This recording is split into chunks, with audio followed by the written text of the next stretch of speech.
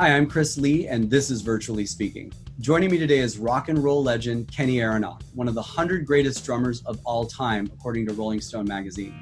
Playing on records selling over 300 million copies, playing on 1,300 that are certified gold, platinum, or diamond records, and 60 Grammy Award nominated or winning records, and 9 #1 hit singles on the top 100.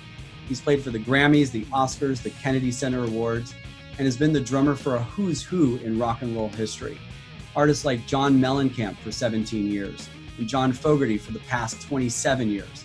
Artists from Joe Cocker to Joe Satriani to John Bon Jovi, Bob Dylan, Bob Seger, Elton John and Ray Charles, Avril Lavigne and Alanis Morissette and Celine Dion and Bonnie Raitt, the Smashing Pumpkins and Meatloaf, and Johnny Cash to Willie Nelson to Alice Cooper to Billy Gibbons, and many more.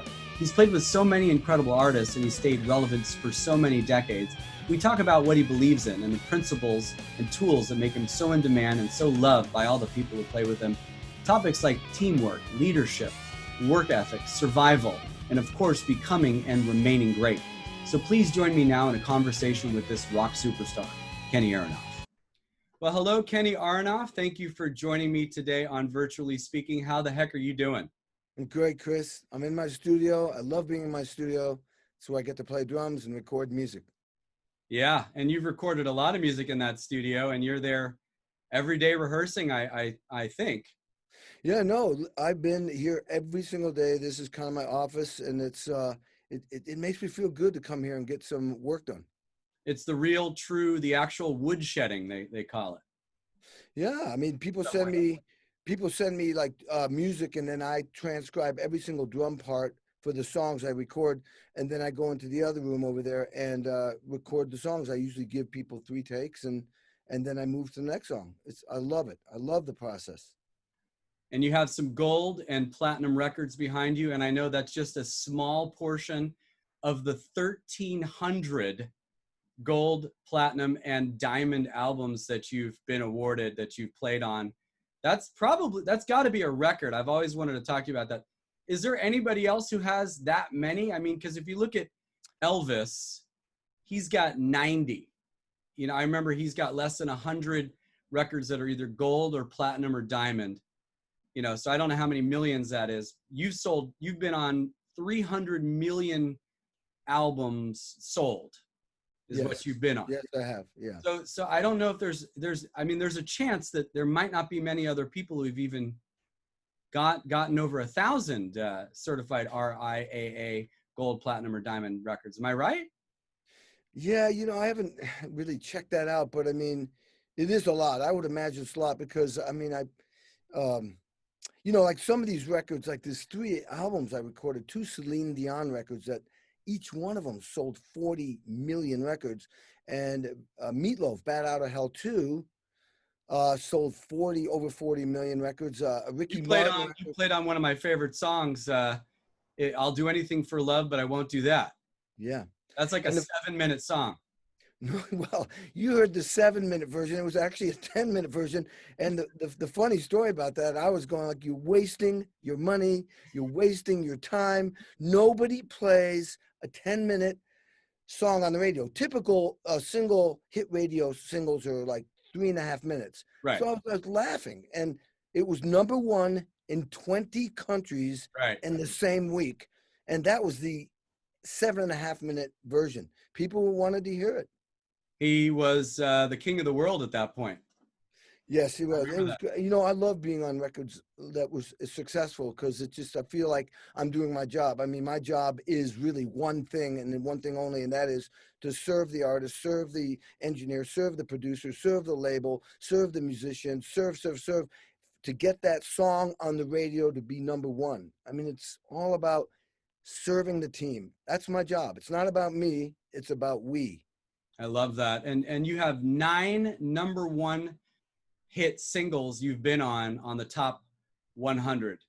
That's a lot. That's a lot. Yeah, I mean the top 100 is like that's the chart. I mean, people sometimes you can be #1 on other charts like mainstream alternative rock, easy rock, whatever. But when you're #1 on the top 100, that's top 100 of the biggest songs. Let's go through them.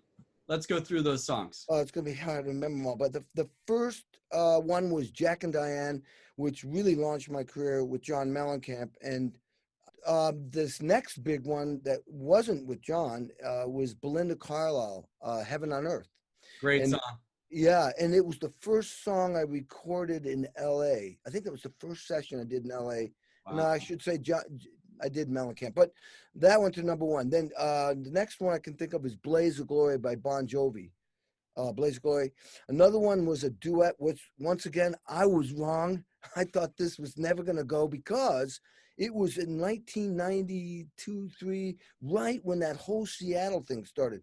Pearl Jam, Nirvana, Soundgarden. I'm going, you guys are wasting your time. This record will never make it, but it was a duet with Don Henley.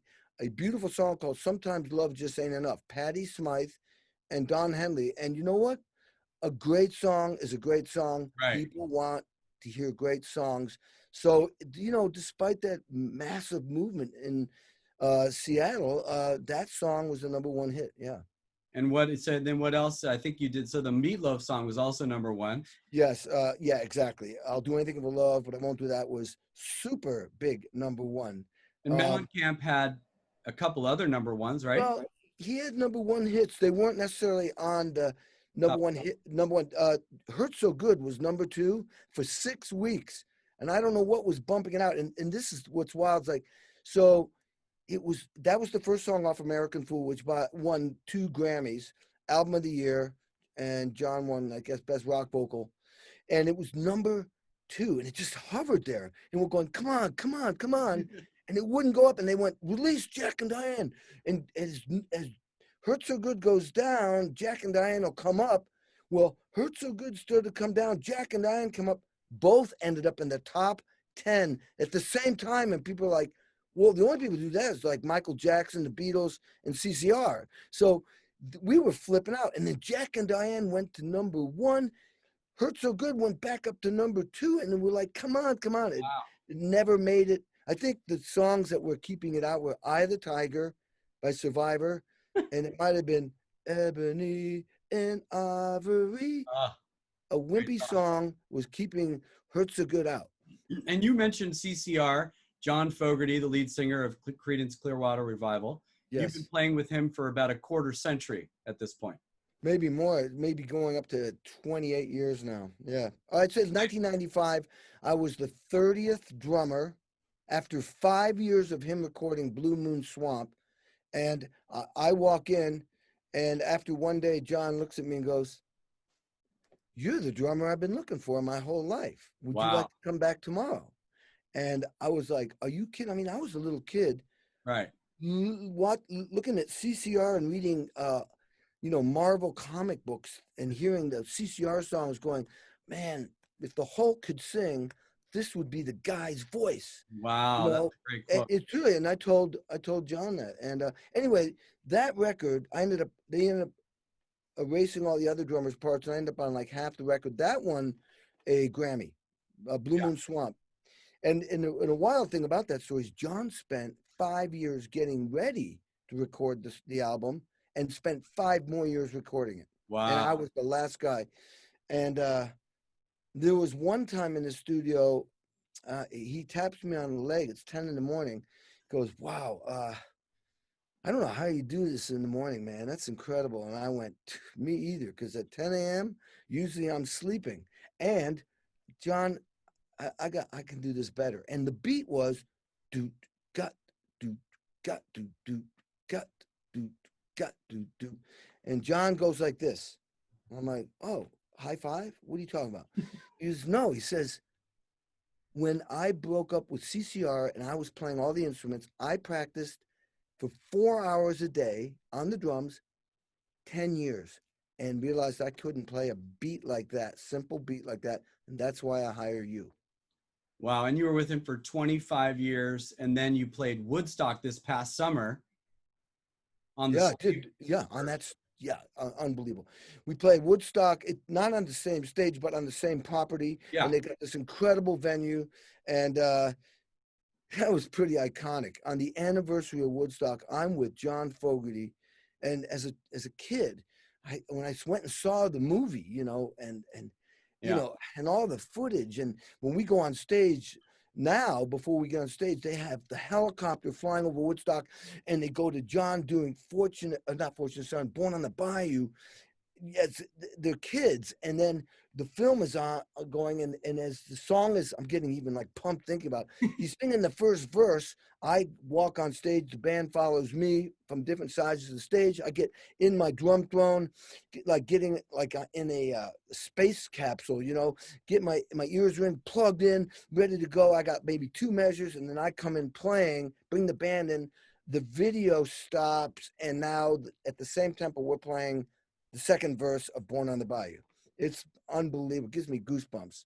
That is unbelievable. And, that's interesting. You played with one of your childhood heroes in CCR. That also happened to you with even I don't want to say a bigger band or a bigger name, but I know the story when you were, 7 years old and the Beatles were on the Ed Sullivan Show. You 10 years saw old, that. 10. You were 10. Yeah. Okay. And you saw that live. I was trying to make you younger, but okay. But your mom says, "Come in, the Beatles are on TV," right? And you're watching. She said, "Come in," and I thought I was in trouble because she's like, "Get in here quick!" I'm like, oh. And I usually was in trouble. How did she know that was something you'd want to see? How did she know it was such? I guess everybody in the country knew it was a big deal at that moment. Yeah, there was so much hype. Yeah, you have to remember, there was nothing to watch on TV. And we had a black and white RCA TV set with the rabbit ears and the tinfoil on it. And we grew up in Western Mass in the mountains in the Berkshires. So there was nothing on TV. So we were always outside. So when she yelled at us, that's why I thought I was in trouble. Right. I come in and she's pointing, to the TV, and she didn't even say the Beatles. I don't remember saying. She just, Ed Sullivan introduces them, and they came on, and I was like, oh my God, I was like blown away. I was bouncing off the walls and jumping up and down. And literally, as a 10-year-old kid, I went, well, who are those guys? She said, they're the Beatles. And I said, well, I want to play with the Beatles. Yeah. Call them up. I want to play with the Beatles. Call them up. Get me in the band. And I know it sounds funny now, but when you're 10, what do you do? And obviously, she didn't call them up. I'm sorry to hear that. But the greatest part about that story is 3-4 years ago, you got to play with the remaining Beatles on stage on their reunion show, The Night That Changed America on CBS. You got to play with, I mean, it's hard to say, but Paul McCartney and Ringo, and you're on stage playing drums. The spotlight's on Ringo. You're the one who's playing drums. Then he comes out and sings a song. Paul, I mean, that must have been absolutely surreal. Well, I mean, it was, but while I was doing it, I'm an extremely disciplined person when I perform, and I'm in between songs. They would like change the set, and there was some time, and while they're changing, I'm rehearsing with a click track the intro of every song. Because you have to remember, everybody knows every lick that Ringo Starr played. Right. So, like doing that song, Something, it starts with your left hand and go boo-ba-doo-doo-doo-doo-doo, again, and switch to right. So it came on TV when I was playing that song. There's a section where it goes, I never could understand what Ringo was doing. So something in the way she goes, da, da, da, but on the record, you can't hear that. The producer sent me his drum track. Somehow they were separated, and I heard it, I went, oh my God. And during that show, the camera went on Ringo when I did that part, and Ringo was going, and he went, because you nailed it. I nailed it. And he knew I nailed it, and he knew that I knew, and I'd done my homework. Right. He knew that I did it. And I mean, after I was done, and I played with Stevie Wonder, I played with Joe Walsh, I played with Dave Grohl, I played with Brad Paisley and John Mayer and all these people, and I walk. And I did a good job. And I walk off. You're saying that night you didn't play with all those people. You're saying I did that night. Oh, that night you played with all those people. Yeah, I was like the house drummer. Right. And so when I walk off, Danny Harrison, George's son, I walk off and I'm looking for my wife, and there's these elite seats, in the middle of the arena. And there's Tom Hanks, his wife, Ringo Starr, his wife, Paul McCartney's girlfriend, George Harrison's widow, Julian Lennon with Yoko Ono. And I'm going by it, and they're all going, Yeah, but Ringo is applauding, going, "Bravo, Mr. Aronoff, bravo!" And I had played the Grammys with him the night before, and I'd played for David Lynch thing 2 weeks before, honoring Ringo, and played double drums with him. But I'd never had this intimate moment, and I got down on one knee to talk to him because everyone's looking at me, and he said, "Oh, that's okay, Kenny. I'm married." Yeah. You know, his humor. But What what did I you said say? to him was Yeah. what I said to him, and I was fumbling because I thought this is going to be corny. What I said was, "Ringo, you're the reason why I play drums. You're the reason why I play rock and roll. You and the Beatles set me on a course at age 10 that I've been on ever since." And his wife was teary-eyed, and Ringo was thanking me. And when I walked away, I realized they literally ignited what my purpose in life is. Right. They ignited it. I didn't know what that meant. Realize your purpose in life. I'm like, I like it, but that made me come back later on in my life after my formal training in classical music. I realized I turned down certainty for complete uncertainty because I was following my purpose in life, my passion, my desire. And Right. and You were classically trained. You were accepted onto a very prestigious symphony orchestra, and you had been working your whole, young life to get to this point, and you yeah. completely just about faced and said, "No, I'm going to go for it with rock and roll." Tell us a little bit about that. Well, I mean, when I back then there was no school of rock. There wasn't even a teacher teaching rock 'cause it just Right. happened. So I was self-taught, played in bands all through high school and stuff. And in my family, everybody goes to college. So they said, "Kenny, what do you want to major in?" I went, "Well, the only thing I'm interested in music." And there was only you could either get a major in classical music, and Right. some schools had jazz. So I picked classical. The Boston Symphony Orchestra, their summer festival was 3 miles from my house where I grew up. And so I started taking lessons from the percussionist, but he wasn't teaching drums. He was teaching marimba, mallets, timpani, snare drum, and how to read music, theory. So I was good enough to get into an okay school of music, the University of Massachusetts. But the day I graduated high school, I started practicing 8 hours a day, 7 days a week, totally from fear of failure. And I talk about this when I speak that, look, it's natural for people to run from danger, but Marines learn to run into bullets. Firemen learn to run into burning buildings. People learn, I don't know why they do this, but they jump out of airplanes with parachutes. It's not natural, but to we learn to deal with adversity. And so what I'm saying here was that I was so fearful of being a loser and bad because I was not in the marching band or the concert band in high school. I was playing in rock and roll bands. Why would I want to play in a concert band? I was popular playing rock and roll. Right. Needless to say, when I got to college, I was behind, but I was determined to get to the number one school of music in the country, and that was Indiana University. And that summer, there was a girl that I kind of had a crush on, a cellist, a junior, and she said, "What are you doing this summer?" So I got my rock and roll band, Allman Brothers Band. I'm going to study with the percussionists from the Boston Symphony Orchestra. And she said, "Yeah, I'm going to Aspen School of Music." I said, "What's Aspen?" She said, "Well, it's run by Juilliard." I went, "Juilliard? That's the number two school in the country. Maybe I'll go to Aspen, spend some time with her, get to know the Juilliard people, and then transfer." Well, I auditioned on a marimba piece. I'd made a recording, timpani, snare drum, and multiple percussion, sent it off, never heard from them. So last day of school, I'm about to drive home, and I went, "Oh, I forgot my mail. Damn, go back, get the mail." It's like, "Oh, I got a check. What's this?" Open it up. "You've been accepted to the Aspen School of Music with a slight scholarship." I went, "Whoa!" So, but now I have to be there in 2 weeks. So personally, I think I was an alternate. You don't accept somebody 2 weeks. Anyway, I go there. I'm so stoked she's going to be there. I am literally the worst percussionist there. I was I was like just made fun of by conductors because I come in the wrong place. My technique was way below some of these kids that went to Juilliard Prep that were playing mallets and timpani and working in orchestras since they were in their diapers. I mean, it was like I was way behind.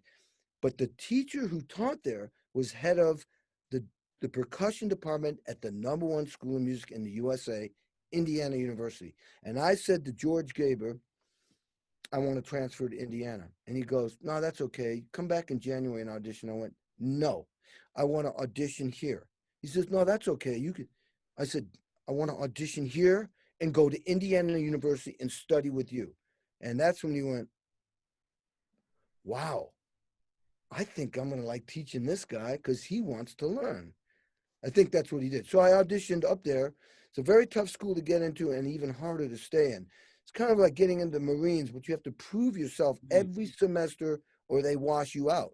And that's why they're #1. So the discipline and the preparation that I learned from that school made me the rock and roll drummer I am today. And the first lesson I had when I got there, I obviously got in. I walked in and I didn't have a pencil eraser. He gave me an F and threw me out of the room. There was no hand holding there, no coddling. You practiced your ass off all the time and you had to be on point. And I've never showed up at a rehearsal, rock and roll, jazz, funk, R&B sessions, TV without a lot of pencils and erasers because I write everything down, everything. So that it only has to, when Sting comes up to me or McCartney comes up to me when I'm doing Kennedy Center honors or Don Henley or Mellencamp or anybody says, hey, could you do that? I go, no problem. I write it down, never make a mistake. And I learned that fundamental work ethic, self-discipline, hard work, perseverance at Indiana University, which literally made me great. Now, there's the #1 summer program, which is, it's not Aspen, it's Tanglewood, run by the Boston Symphony Orchestra. And it's the elite orchestra in the United States. And so I auditioned. First year, it'd be for the summer program and failed. So I went, okay, I'm going to go back next year. I know what to do. And I auditioned for Vic Firth, the timpanist of the Boston Symphony Orchestra, the biggest stick company in the world. I fail. I go back a third year. I'm like, I'm getting in. I go back, I get a rejection. Strike 3, you're out. I went back a fourth year and got in. 7 percussionists in the whole world. And that's where I got to work with Leonard Bernstein, one of the greatest composer conductors, Aaron Copland, one of the greatest American composer conductors, Sergio Zauer, the brilliant tyrant conductor, Arthur Fiedler, the Boston Pops guy, and on and on. And then I get into the Jerusalem Symphony Orchestra after I graduate Indiana University. Touchdown. My parents are ecstatic. All the money they invested in Kenny Aronoff paid off. I look in the mirror and I go, oh, can't do it. My brain said, do it. My heart, thank God I followed my heart, said, no, we want to rock. I was still had my heart on the Beatles. Were there any bands that you were also still playing with or connected with at that point? Nothing. What did you do? So you just said, I'm done, and you went, where did you go? I humbly moved home to my parents' house and started practicing 8 hours a day and studied for the first time with a drum set teacher in Boston and another drum set teacher in New York. The New York guy was one of the biggest session drummers ever to come out of New York. He was the Hal Blaine, who's the big one in LA. And the teacher in Boston was a heavy jazz guy. And I practiced panicking, trying to catch up, thinking, oh my God, while I spent 5 years studying classical music, people were studying drum set. So I spent 1 year at home, and then a bunch of guys convinced me to move back to Bloomington, Indiana. And the business model was you start a band, write songs, get a record deal, and then make records and tour. And everybody told me, what are you going back to Indiana for? You should go to New York, LA, and Nashville, the 3 primary centers of the music business. But I had no connections to those. So I went back to Bloomington. After 3 years of trying to get a deal, it didn't happen. I'm 27. I'm going to move to New York because that's where I know more people. And I have lunch with this girl, and she says there's this singer-songwriter guy who just fired his drummer last night. Have you ever heard of him? And he's on MTV, this new TV show, and he makes records and he tours. And I go, oh my God, it's not my favorite kind of music at this point, but oh my God, he's doing what I've always dreamed about. The Beatles, like tour, make records, you're popular, you're on TV, you're on the radio. So I audition and I get in, and I'm like flipped out. 5 weeks later, we're in LA making a record. This is 2 John days, Mellencamp, by the way. exactly. 2 days later, after recording, we have a band meeting, and that John, who was Johnny Cougar back then, he fires me. And I didn't know this. It wasn't his idea. I thought he fired me because he's the one that told me. It was the producer. And the reason why was I had no experience getting records on the radio to be number one. I had trained and could read music and could play Shostakovich and Beethoven and Mahler, symphony orchestras. I won a concerto competition, a violin concerto on marimba, practiced 3 hours a day for 365 days. I mean, I was amazing, but I had no experience getting records on the radio. And the producer, back then, there was no, it was only tape, and you needed drummers that had the perfect sound, the perfect parts, the perfect drums, the perfect time, the perfect groove, the perfect beats, the perfect everything. Play a song from beginning to end perfectly. And I simply didn't have that experience. Producer wanted to get the record done in 8 weeks. You got to get the drums down first, and then you build on top of that. And so John tells me to go home, and I tell him, no, I'm not. You had a habit of saying no to people who were firing you or saying no to you, and you would never take no for an answer. Well, when you tried to fire me, I told you no. No. Yeah, you're a hard worker. You just never give up. And you said, I'm going to stay there. This was at the Hotel Chateau Marmont, right, in LA? Yeah. Sunset Boulevard. What'd you do? You just camped out and said, look, I'll stay here. Well, I look back now and I go, why did you say no? The reason why, he was trying, let's go back to purpose. He was stealing my purpose in life. In my mind, this is who I am. Yeah. He's taking it away. What am I going to do now? So it was a fight or flight thing. I want to stay. So literally, I'm improvising. I said, finally I go, there's silence when I go, and the band they're smoking cigarettes going, oh my God, what's going to happen next? You know, it's like, it was like telling a Marine drill sergeant, he goes, Aronoff, give me 100. I'm like, not in the mood for that today. What? Give me 100. Give me 200. So John Mellencamp was a tough leader. Yeah, he was tough. You've told some good stories about that. And of course, this led to decades long of you recording and touring with. I mean, the list of bands that you've played with is insane. But the stories, I think, obviously you were with Mellencamp for 15 years, right? 17. 17 years. Every major hit that he had. Yeah. And, he plays kind of a similar kind of a, song a lot of the time. So you had to be very creative. But, man, absolutely. I mean, that's a great question or a great statement, because that's where I learned I had to come up with a formula. Basically 4 steps. It's like, always think of the obvious, because when he's playing a song, when he's done, he's going to go, what do you got? Right. And he'll even say, all my songs sound the same. So I had to come up with, I was nervous. And because, if you didn't get it, he'd go, I was holding the whole thing up. So I came up with this thing where always think of the obvious, because that's just your foundation. Then I start going, okay, let me embellish that a little bit. Okay, that's step 2. Step 3, I want to embellish it a little bit more. And finally, step 4, I think complete out of the box. So when he comes to me, and this applies to anybody in any business meeting or any situation, you're going to be on the spot, think of the obvious, because then you have a starting point. You just can twist the obvious and come up with creative ideas from that starting point. So he would go, what do you got? And I had 4 things for him. Nice. Like the song Crumbling Down. I mean, he's playing Crumbling Down.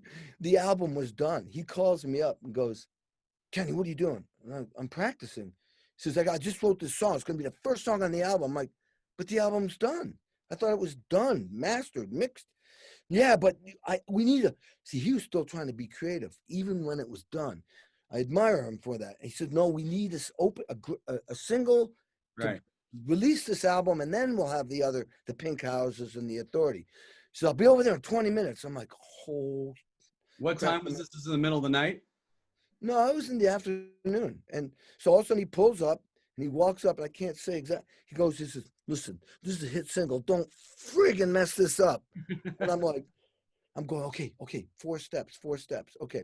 He's playing it. It'd be great if you could like show us an example of what happened and what beat you came up with. All right, let's do it. I'll go into the drum set and do that.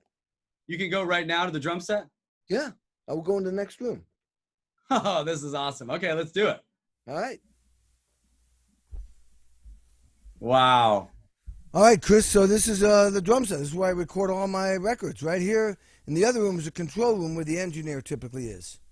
That is a gorgeous drum set. Okay, this is so exciting. So John Mellencamp just called you up, said, I've got a new song. You thought the album was done. He's got a new song he thinks is going to be the first single, which is Tumbling Down. And he comes over unannounced or last minute. You don't have no idea that he's coming. You don't know what it's going to sound like. He has an acoustic guitar, I take it? Yeah. Okay, so what happens? So he starts playing the song,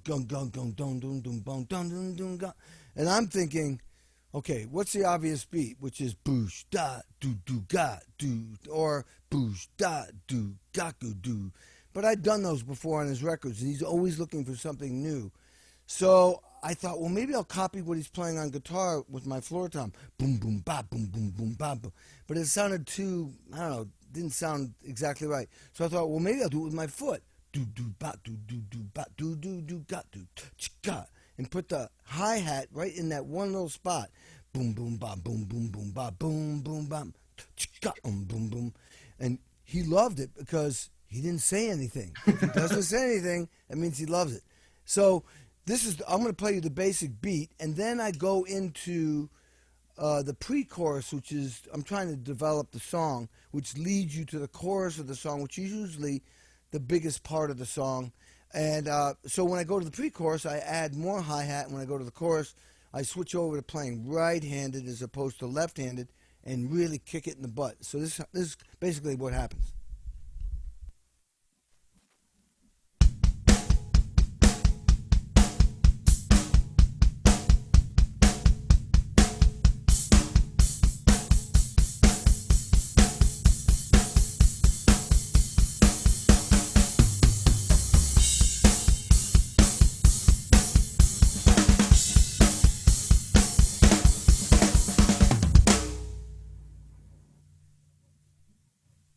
That is amazing. And that's it. Thank you.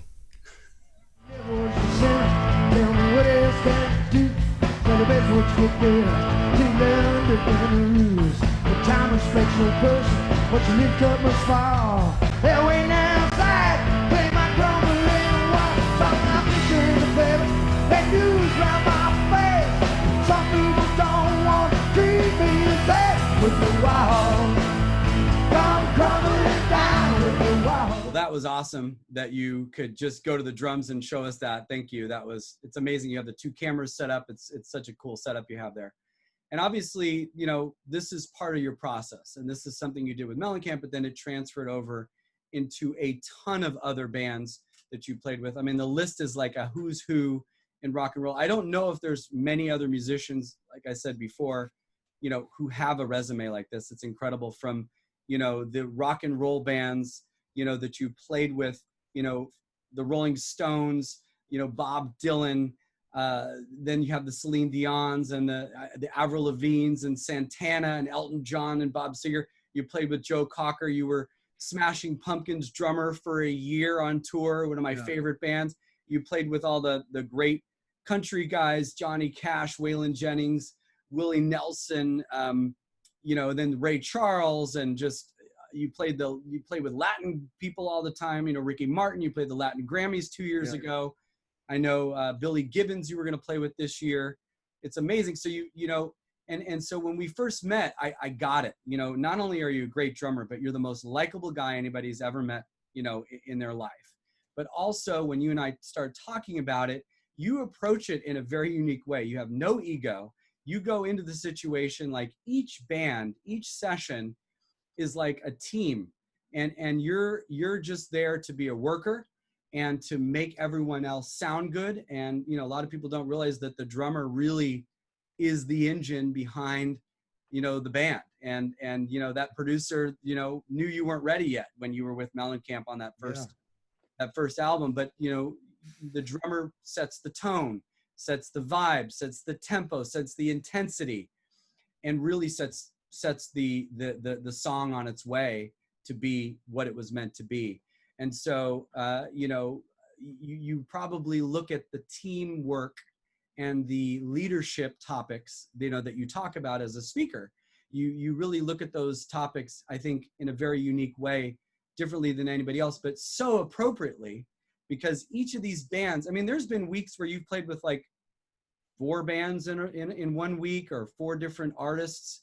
Is there any week that sticks out to you where you played with a whole bunch of people in a short amount of time? Yeah, that's a good question. It wasn't 1 week, but it was maybe over 4 weeks where, like, I remember this. I did BB King and Bonnie Raitt for a song for Air America. That was on Monday. Tuesday, I'm with Elton John for 2 days, Tuesday, Wednesday, doing his box set. And later he asked me to tour with him. Thursday through Sunday, I'm doing Bob Seger's record, which I did end up going on tour with them. Then I flew from LA to Athens, Georgia, and did a week with the Indigo Girls. Then I fly back, and when I land, I go right into session with Willie Nelson. Next day, 4 days, I'm with Bob Seger again. And then the next week is Blaze of Glory, Bon Jovi, which was a #1 hit single. And it just goes on. I mean, I had drums in LA, 2 sets in LA, 2 sets in Nashville, 2 sets New York, a lot in Indiana, set in Germany, and 1 in Japan.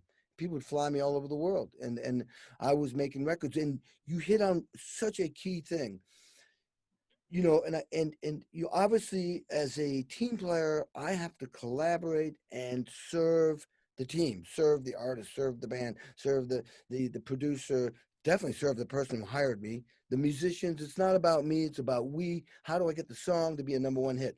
I have to be innovative and creative for that session, for that specific band or artist. I have to be always trying to get better. A lot of people think they become successful and that's it. No, I drill this into people. What got you where you are, you must continue to stay where you are. Being successful is one thing. Staying successful, especially in one of the most difficult businesses in the world, the music business. To stay successful in the music business is so difficult. It's a fad. Now here I am into my 40th year and I'm still relevant. That's because I'm constantly working hard, self-discipline, and persevering. My studio, I have my own studio because I had to. The sessions were, budgets were going, because the business model of you make a record and sell records, those 40 million record sales that I was on with Celine Dion and Meatloaf, the label's making 82 cents to 85 cents on the dollar. Think about that, 40 million times 85 cents. That's gone, okay? So I created a studio so people could send me their files virtually. They don't have to fly, no hotel, no expense for the recording studio. And I make it affordable, and I'm recording all the time. How long ago did you start recording virtually with bands so that they didn't have to hire you to go into town and you could do more sessions? When did you I started about 15 years ago, I think. And, wow. and it used to be I'd be in the big room 7 days a week, and now I was in the big room 7 days all last year, because they're expensive, those rooms. They're great. I love them. You mean the recording studios, the big room? Yeah, the big rooms. I mean, I'd rather play with musicians live, but because I've done that so much, when I do perform live, when I record, or when I speak virtually, I see the audience. I see the band. Right. I know what it feels like to be playing in a team situation. So I can literally tap into that experience. When I'm, standing in front of people and speaking, I see those people when I'm in my room. I don't need the audience necessarily. I'd love to meet them afterwards, but it's it's that connection. You know, you to be a great session player or a great team player, you've got to be able to walk into a room, connect, communicate, so that Right. you can collaborate. Like when I met Elton John, I mean, I never met Elton. I'm meeting Elton John. I walk in, I have to go right to him, shake his hand, say, "Hey, what's up, man?" Start communicating, get along with him, and I'm just good at that. So then when I play music and I'm watching him, he's looking at me. We've already have a relationship. But this happened in like 30 minutes. You know? Yeah. So, you know, you are a great communicator, and I'm glad that you just said that, because I was thinking that we were talking about what makes you a great person that so many people want to play with. It's really about listening, and it's really about feeling what the other person is thinking. And as a musician, you know, you have to be able to do that, especially a drummer. And I've always thought that you are so talented because you can say the perfect thing that needs to be said at any moment. I mean, that's kind of what you do. And you also do the same thing as a drummer. You literally play the perfect beat for every song you play on, and you invent a new beat. You know, like with this Mellencamp song, you never played that beat ever again, right? Never. What's To that song calm it called? down. Yeah, That was Cooling Down. something, and that's what John liked about it, because he said, "Wait a minute, I haven't heard that before," and he always was looking for things that were creative and different, but simple. You know, it's about the lyrics and he's a simple songwriter, but he's looking for creative, simple ideas. You know, sometimes you have an idea and all you have to do is go whoop, twist it, see the same thing in a different light, and it's brilliant. Amazing. Yeah. Amazing. So today, in today's world, like you just alluded to, there's a lot of virtual needs for everything. You're well set up for that. Yep. But how do you maintain your creativity, and how do you connect with people when you're not in the same room with them? And you just kind of touched on that with, you know, playing, you're laying down the drums and everybody's putting their music over you, and you're imagining, you're very good at visualizing the audience or visualizing the band that you're playing with and hearing what they're probably going to be doing, knowing, like, you're very into, I think it seems like, understanding where everybody else is coming from, and really putting yourself in somebody else's shoes, and really listening well. I mean, I have to say, I know that about you already. You know, you're very good at all of that. So how are you going to share with us what you think, especially now that we're virtual? And not only have you been playing virtually with bands for 15 years, but now you're doing everything virtually, the speaking, the meetings that you have, the podcast, everything you do. Yeah. What are your tips for communication now that you're behind a camera? So actually, I feel like I'm communicating even better now, because it used to be I just pick up the cell phone and talk, but now we're having the Zoom meetings and everybody's so much more comfortable with, you know, FaceTime or whatever the device is. Now I see the person, and we're connecting amazingly, whether it's, you know, the artist or the whoever hires me, you know, or, you know, even family and friends. I mean, it's the way to do it now, and so it feels very real to me, and I think I'm connecting even more now, because I wouldn't been on Zoom and seeing people as much, and I am now seeing people more. And that's a great way. I love being able to see people moving their hands and, you know, scratching Right. here. It's It's more like real. you're in the room with them. I was talking about that Yeah. with Dr. Jen about the Zoom meetings, and how, you know, people are Yeah. connecting, and how it actually kind of, when you're done with it, you feel like you were actually with them. It's kind of like Absolutely. a trick that your mind plays on you, or that the Zoom plays on your mind. So, and you know, you were telling me recently about Joe Satriani. You guys recorded the album just before COVID. It came out during COVID, right? Yeah. But Yeah. now he's working on 2 new albums. But he's doing it all through Zoom and all through files sent through email. So Yeah. how does that work? And you were telling me how much you loved it, and how great a job he was doing as a leader and as a Yes. teamwork, you know, aficionado, and Yeah. like the way he looks at the band. Tell us a little bit about that. It's pretty Well, cool. the thing that I love is, okay, so Joe's record comes out, enters the charts at number 8 in the top 100. That's This is a extraordinary. couple weeks ago, right? Yeah, and maybe a month ago. And the thing is, he doesn't even sing on it. It's instrumental. Yeah. So it was his highest charting record in the top 100. So that's amazing. So yeah, of course, we wanted to go out and play live. We were supposed to do 9 weeks in Europe and then 3 weeks in South America. U.S. is not off the board yet. But anyway, so Joe is doing an incredible thing because this is not normal. He's communicating with the touring band. We're in a thread and, saying, hey, I just wrote this song. What do you guys think? And then we're all talking about, and then we're all saying, hey, I'm having a barbecue tonight. What are you having? He's keeping the band vibe going, which is extraordinary. And then that's not normal? No, not normal at all. I heard of somebody who played bass in a band for 20 years and the tour got canceled and he hasn't heard one word from anybody, not, on the business side or the guy who hires him. And I'm like, wow, that's, but here's Joe. He's keeping us all connected. Then he writes another song. Then he decided, I'm loving this and we're all loving it. So he decided, I'm going to write 2 records. One song is going to be instrumental, but it's different than the record we just made. It's different. It's kind of, to me, it's just different. And now, by the way, see, we have a keyboard player called Rye Thistlethwaite, and it's going to be now, Joe has a guy that's, as we're writing this, we're kind of all doing it together. It's going to be able to take some of the melodies from Joe, and Joe will be more in the background. The keyboard will be up and they'll go back and forth. So it's a different approach. So they're going to get 10 songs demoed up. Then they're going to, and he has drum grooves, he programs. Then they're going to send me the MP3s. I'm going to, with a click track, I'll come in here. And there's a fifth member of this quartet who's the engineer, creative guy, fixes everything, moves things around, and he will come here and engineer. And once we get my drum parts down, then Joe will add more to what he's already given me and the keyboards, and we're gonna have the record done without being together, which is, I'm so used to that now. It's just like normal.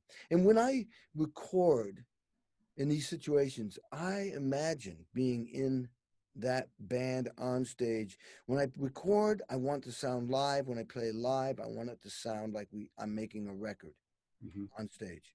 When you play with Smashing Pumpkins, you play with these tons of other bands, and you're the touring drummer in some cases. In some cases, you're the drummer on the album. Some cases, you're not.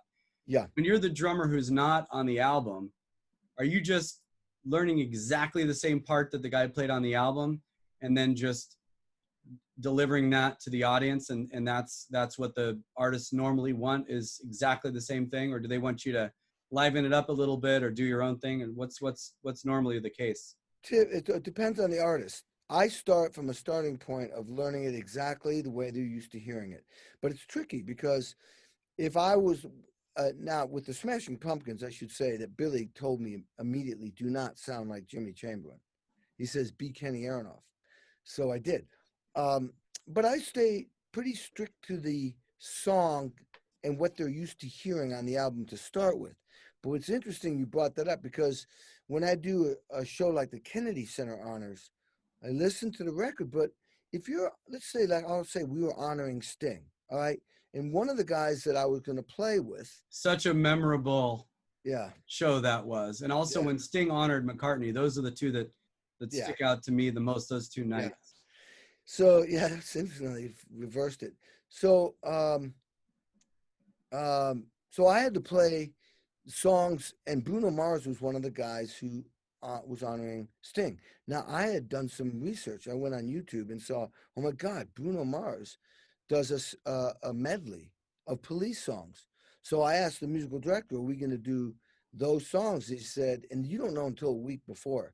And he said, yeah, those songs. So I learned the album version, and then I learned the version that Bruno does. Because I had a feeling Bruno's going to come in, and if I'm playing it like the album, he's going to go, no, I want to do it this way. It's exactly what happened. So I had done my homework. I had written it out, and Bruno had done something different since that YouTube, and he actually sat on the drums and was trying to show me, and I was trying to figure out what he was trying to show me, and I figured it out, and I said, you mean this? And it was like a halftime thing. And he says, yeah. And so my point is that there's an example of where I was changing it from the original recording because the artist wanted me to. That's awesome. What was your most memorable show besides the Beatles and the Woodstock with Fogerty? I'm sure the Farm Aid shows were legendary, right? Yeah, especially the first one, because I played with 9 artists. That show, that show, Sammy Hagar reminded me that show. I remember hearing about this.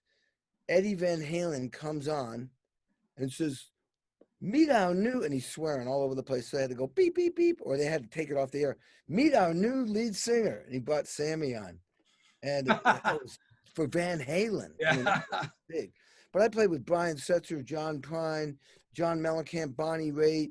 But it was John Mellencamp's deal, right? It was his idea. Yeah. What it was yeah. Well, John, Neil Young, and Willie Nelson were the primary 3 guys that wanted to do this farm thing. Now, Amazing. John, it was he, this is Indiana. This is farm country, and his sister was married to a farmer, a local American farmer. So the corporations were absorbing the farms that people own personally, and they're putting them out of business. And so John took this personally, and then we even had an album called Scarecrow with a song called Scarecrow, and it was all about this movement that was happening in America. It was cool to be part of it, and I love the fact that John started making his videos on the record in Indiana. Yeah. People had never seen Indiana like this. They didn't know about Indiana. And so John, because he wanted to, and it was great, man. People were going like, wow. So the music looked visually tight with the music and the video were the same thing. The words spoke Indiana. The videos were Indiana. It was great. It's fantastic marketing. Yeah, he was a genius in a lot of ways, that guy. Yeah. Still is. Authentic. Very authentic guy. Yeah. So, kind of as a final thought, you've been incredibly successful. It's obvious that you're a very hard worker. You do the research, you write out every chart of every song you're gonna record or you're gonna play live. You don't take no for an answer. You're just an incredibly hard worker. We're in some times right now that are, tough, that are depressing, that are you've watched the news, you're gonna be depressed. People have lost their jobs. People are worried about the future. They don't know what's coming. So what is your mindset right now, and how are you? I think I know the answer. I think that you are the kind of guy who just always perseveres, always knows what you have to do, and always just keep doing it, and always have goals, and you're always hitting all those goals. Am I right? I mean, what else is there that you're thinking to yourself daily, especially when times get tough? I go back to when I was 18. Practice 8 hours a day, 7 days a week. I mean, the model is there's always a lot for me to do. And if I stay busy and I'm accomplishing things, it feels good. I feel good because I did this, I did that. Turning my studio into a place where I can do virtual speaking was so exciting for me because it had a purpose to it. It took a long time to get the equipment and the lighting and the this and the that, but it has a purpose. I'm recording a lot. I come here and at first it was practice, stay in shape. I have 8 steps to a healthy life. I follow that. Get your foundation. I deal with adversity. I embrace adversity by staying, strong mentally, physically, emotionally, and spiritually. You do that by working hard, by staying healthy.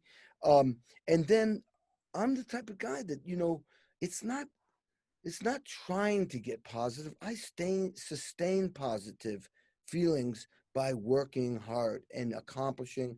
I have a list of things I could tell you I'm doing. It doesn't matter. The point is I'm staying busy, and at the end of the day, I feel good. And when this is all done, I will be standing on top of a mountain and not suddenly starting to climb the mountain. And so I always stay busy. And yeah, you have your down moments, but I know those down moments are just normal.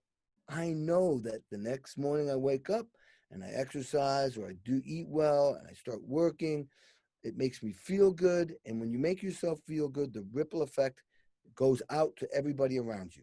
Well, there's also a lot of magic to you as well, my friend, because when you are a musician who's been on, 60 Grammy nominated songs or albums and has that many gold and platinum and diamond records, and has been a part of 300 million records sold, in the world. It's like everything you touch, turns to gold. So there's a certain amount of magic to you, and it comes from your personality and your mindset, and it's really infectious, and it's really unbelievable to know somebody like you, because you hang up the phone, you see you speak, you listen to the latest album that you're on, which is the Joe Satriani album, Shapeshifter, an incredible album. Whenever there's an interaction with Kenny Aronoff, it's like, wow, I just got picked up. I just got lifted up into the air, and I'm soaring now. Thank you very much, Kenny Aronoff. You're welcome. Thanks for having me, Chris Lee. My pleasure, man. Hey, have a wonderful rest of your week. Thank you so much for doing this, and I will talk to you soon. Okay, buddy. Take care. Thanks. Bye.